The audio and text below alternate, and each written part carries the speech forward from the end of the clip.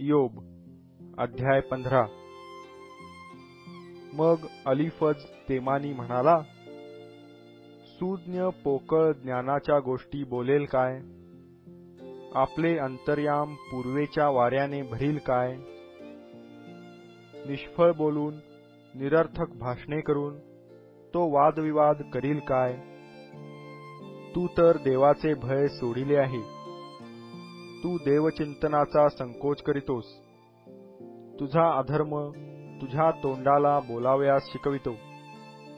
तुला धूर्ताप्रमाणे बोलणे आवडते. तुझेच तोंड तुला दोषी ठरवीत आहे, मी नाही. तुझ्याच मुखावाटे तुझविरुद्ध साक्ष निघत आहे. पहिला पुरुष असा तूच जन्मलास काय? पर्वतांपूर्वी तुझी उत्पत्ती झाली काय? देवाचे अंतस्थ रहस्य तुला कळले आहे काय? अकलेचा मक्ता तूच घेतला आहे काय? आम्हाला कळत नाही असे तुला काय ठाऊक आहे? आम्हाला अवगत नाही अशी तुला काय माहिती आहे? पिकलेल्या केसांचे, वयाने वृद्ध, तुझ्या बापाहून अधिक वयाचे असे पुरुष आमच्यात आहेत. देवाने केलेले सांत्वन आणि तुझशी केलेली सौम्य भाषणे तुला तुच्छ वाटतात काय? तुझे चित्त तुला का भ्रांत करीत आहे?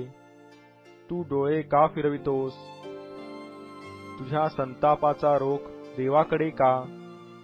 तू आपल्या तोंडावाटे असले शब्द का काढतोस? मनुष्य निष्कलंक कोठून असणार?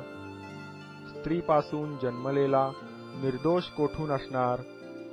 पहा, तो आपल्या पवित्र जनांचाही विश्वास धरीत नाही.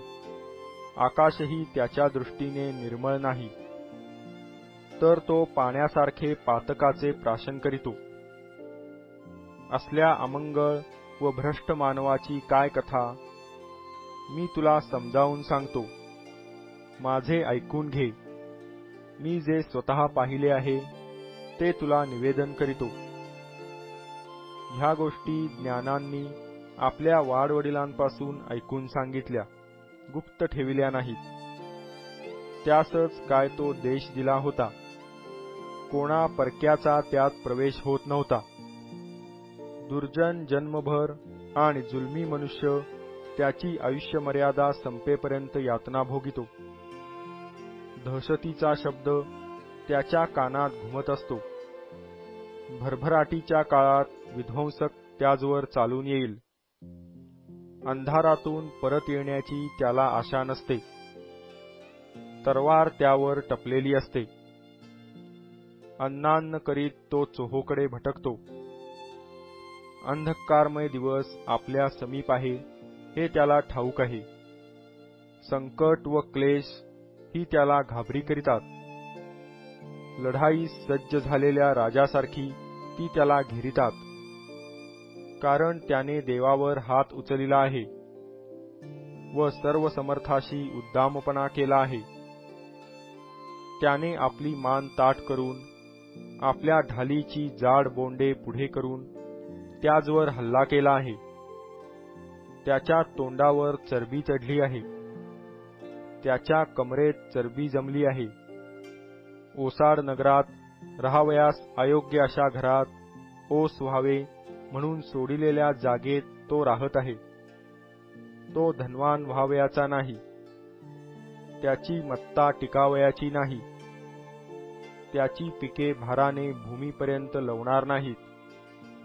अंधारातून त्याची सुटका होणार नाही. ज्वाला त्याच्या फांद्या सुकवील. तो देवाच्या मुखश्वासाने नाहीसा होईल. त्याने स्वतःस फसवून निरर्थक गोष्टीवर भरवसा ठेवू नये. कारण अनर्थ हेच त्याला प्रतिफळ मिळेल. त्याचा काळ येण्यापूर्वीच ते तो भोगील. त्याची झावळी हिरवी राहणार नाही. द्राक्षांप्रमाणे त्याची अपक्व फळे झडतील. जैतून झाडाच्या फुलांप्रमाणे त्याची फुले गळतील. धर्महीनाचा परिवार फलहीन होईल. लाच घेणाऱ्यांचे डेरे अग्नी भक्षील. त्यास अपकारांचा गर्भ राहून ते अरिष्टास जन्म देतात. त्यांच्या पोटात कपट उद्भवते.